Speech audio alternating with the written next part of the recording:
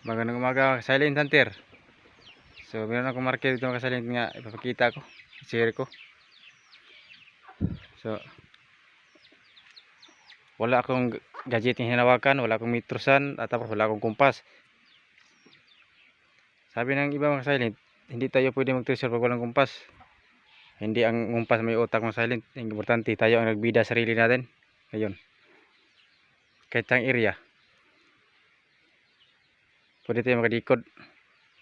Meron tayong tingnan dyan mga silent, dyan banda. So hindi tayo nagpo-vlog na para tayo kung ano, para na makasira sa pamaraan natin. Dapat masisir tayo sa pamaraan natin para maraming maano sa pag-treasure, encourage ayun ka silent. Ako meron akong gadget pero hindi ako magdala ng gadget ngayon kasi meron lang ako ipapakita na marker na alamay na natin mga silent kung ano talaga ang dead in. Pag dead in, indeed, huwag kang lagpas, huwag kang natakbong layo. Hindi tayo alam, takbo tayo ng malayo, hanap ka ng marker ng atong malayo, nandyan lang yan, dinadaanan mo lang, hindi po sito. Yan mga silent. Pupunta ako ngayon sa mismo yan, harap dyan. Isang bato, isa, dalawa, para sa naka-triangle. Yan, isa, dalawa, tatlo. Sa gitna, meron naka-inserted na mga bato. Yan. Ano pong marker dito? Punta natin. Yan na. So, maraming eksperto, decoder. Halos lahat gamit na lahat. Tayo, utak lang ang ginagamit natin. Ito ang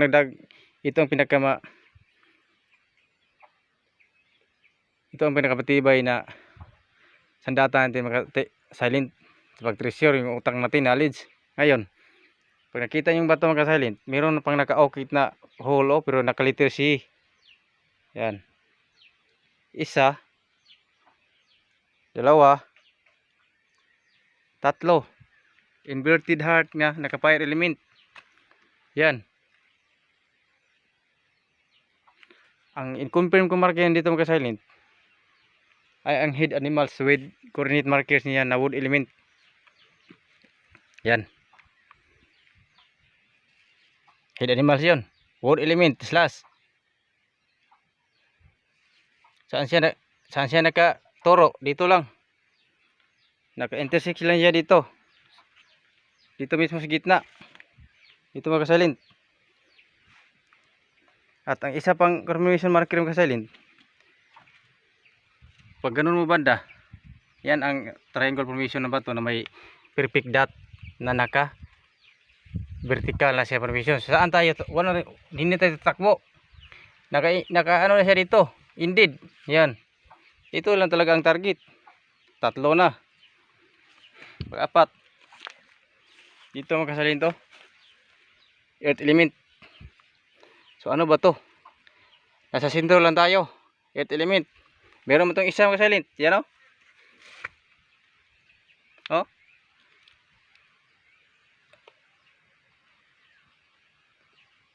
Oh. Diyan lang siya nagharap. Ito load, lock na to dito. Ito basta-basta magalaw. Focus na dito kasalit. Dito banda. Yan. May bato ito, matanggal to. Pwede pero napaka matibay.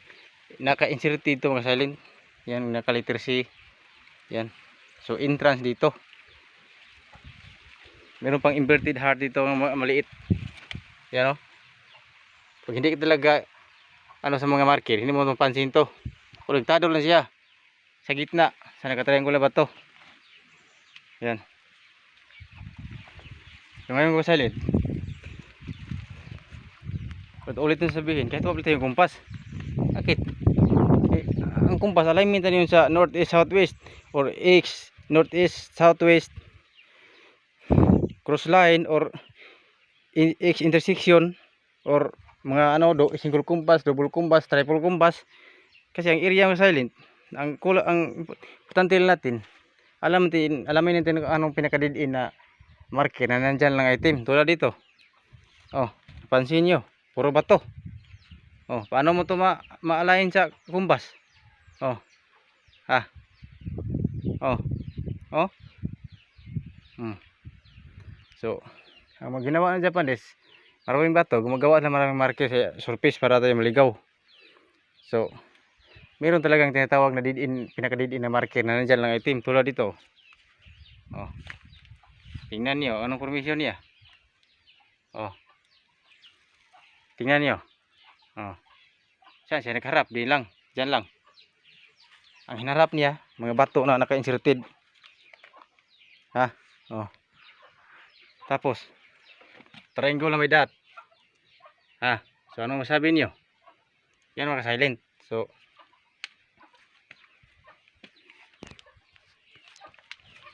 totoo lang mga silent. Iba't ibang mga area. Kamaraan. So, kunti lang ang mga, kung mayroon mang diferensya mga kategorya nila, kunti lang. Kunti lang mga silent. Ayun, ang pag-usapan natin, paano natin malaman ang man-made marker? Hindi ito basta-basta matested. May mga sukat ang mga man-made marker mga silent. Dapat alaman natin surface, hidden, confirmation, direct under ba? Kung meron ba talagang load. Yan ang dapat na alamin ng silent. Tapos, indeed marker talaga. Indeed, dead in. Pag dead in kasi hindi tayo pwede lalagpas sa layout ng tani natin. Kasi, walang taong hindi ko sumasentro mga silent. Inverted heart, fire element. Inverted heart talaga yun, oh. Oh, oh. So, naka-fire element. Coordinate marker siya. Head animals with wood element. Saan siya naka-intersect? Dito lang. Sa gitna, mayroon bato na naka-inserted. So, dyan. Yung malaking bato na may dot triangle. Makukuha yun. Pag makuha ito mga silent, sa totoo lang. Oh. Ito, hindi ito basta-basta makukuha. Yan, malakihan yan dun. Yun. Ito. Imposible pa itong makuha to. Pag huhukayin to. Ang importante na mga silent. Ulitin din sabihin. Pamaraan muna bago tayo makahits. Maraming nagtatanong. Suito ka sa marker pero hasang item hindi pwede mga silent. Dapat dadaan tayo sa mga pamaraan bago tayo magtagumpay.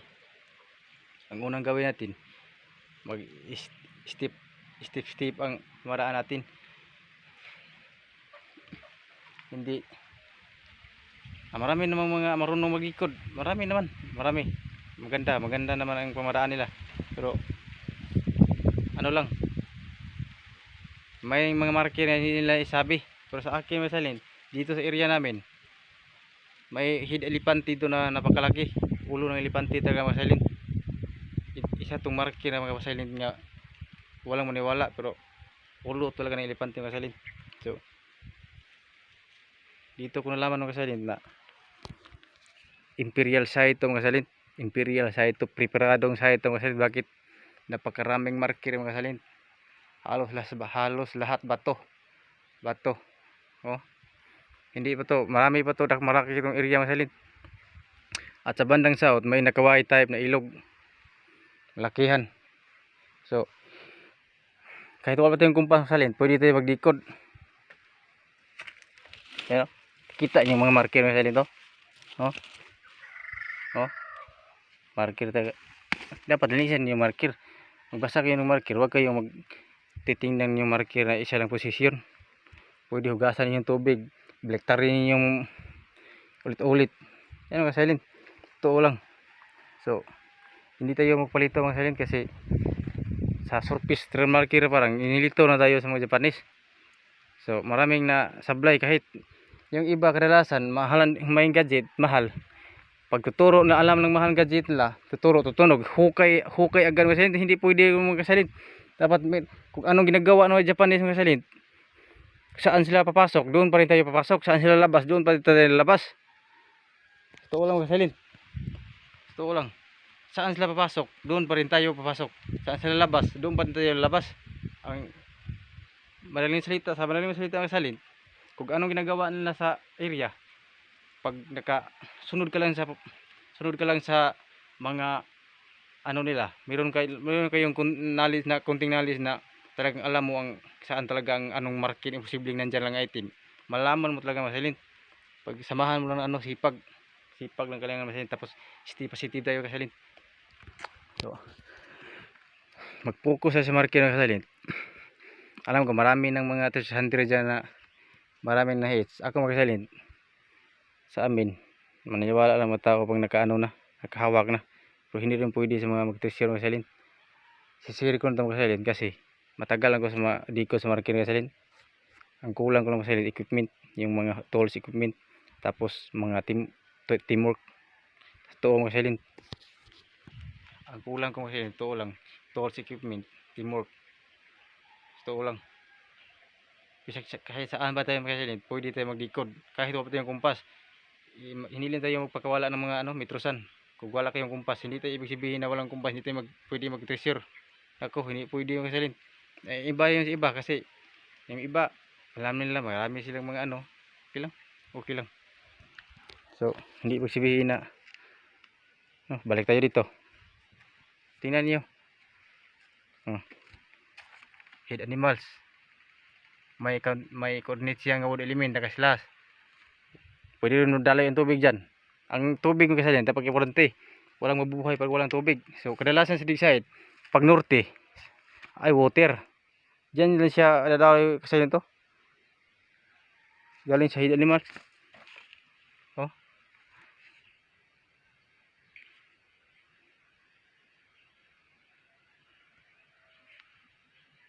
Yan. Oh.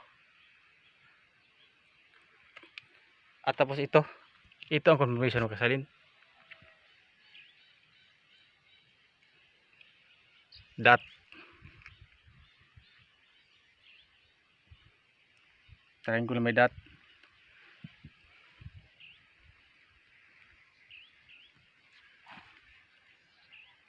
Dito sa gitna lang. Dito lang sa gitna. So, tandaan lang natin na positive lang tayo. Tapos, huwag kayong ng marker na isa lang purma. Dapat baliktarin yung mga marker pag makaya nyo. Yan o. Sinong espiritu dyan o? Oh. Ha? Oh.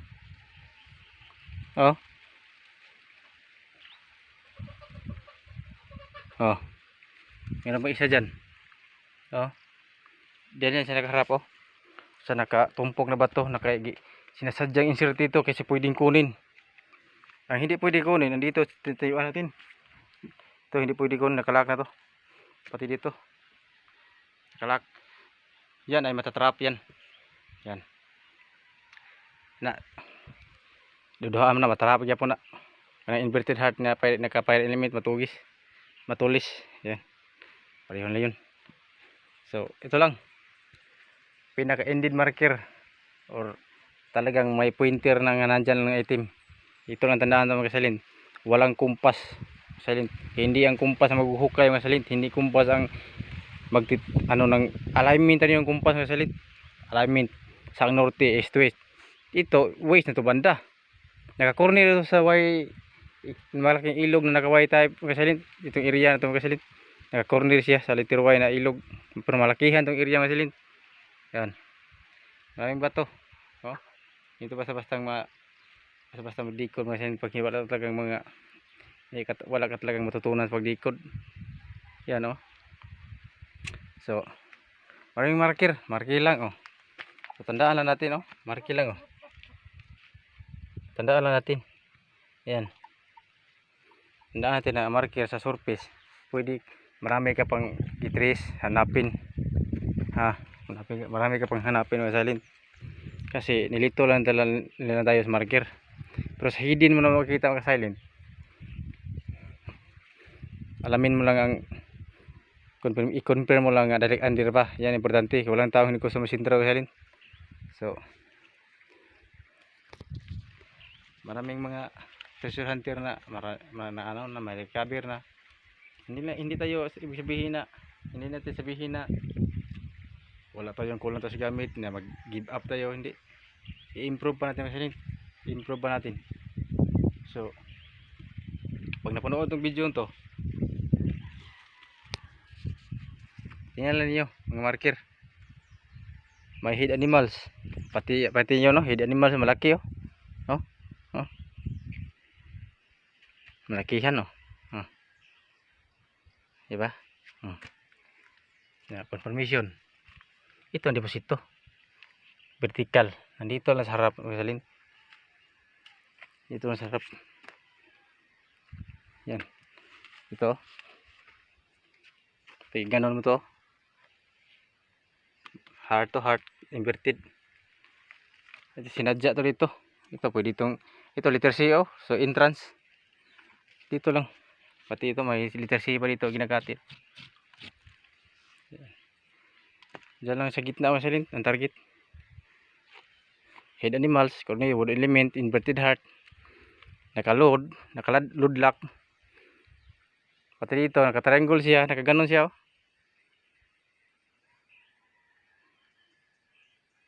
Sa center may mga bato. Diyan lang target. Yan mismo sa dot. Harap sa dot yan. Dito lang masalin. Maraming salamat.